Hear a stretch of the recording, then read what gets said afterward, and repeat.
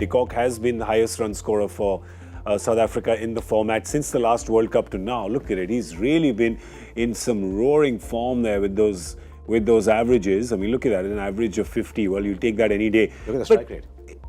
Strike rate is, he's going to run a ball there. Run a ball strike rate average 50. Yeah, which is great. Outstanding. Yeah, which is so. Zach, you of course, you spent a lot of time with him now. How do you see him going about this run chase? In his head, what's he thinking right now? First game of the World Cup. Well, he keeps it very simple, isn't it? Yeah. He just sees the ball and stick to his natural game.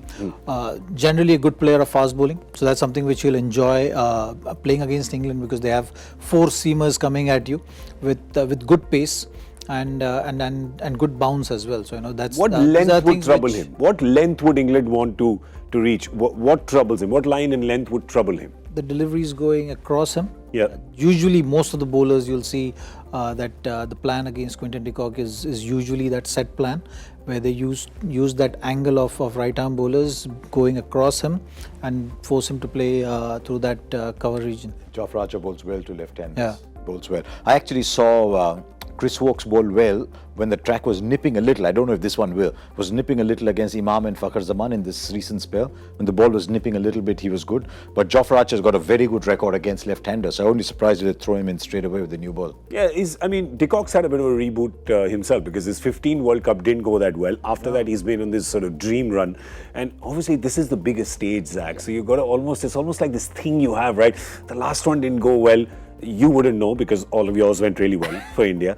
But he's an all or nothing guy. Yeah. He goes through streaks when he scores a lot of runs. Remember, he went through a phase when he was scoring hundreds every day against India. Yeah. And then he goes through a streak where he's left out of the side. Yeah, where he can't buy a run for love of money, right? He's dropped from the South African side. A player like Quinton de Kock dropped from the South African side. He goes through those streaks as well. Yeah, but is that something that would see? The reason why I'm asking you is because I'm very fascinated by this guy, where he's still really young. Right? What is he? He's 25, 26? Yeah, he's trying very hard to look older, but he is. He's 26. You feel like he's been playing for the longest time, because he started playing so young, and always been fascinated by his talent, etc. And because you spent some time with him, I was trying to get into his head and how he would be thinking. But as any player, not just specific to him, you'd go, all right, I've had a dream run for the last 4 years, but this is when it matters the most.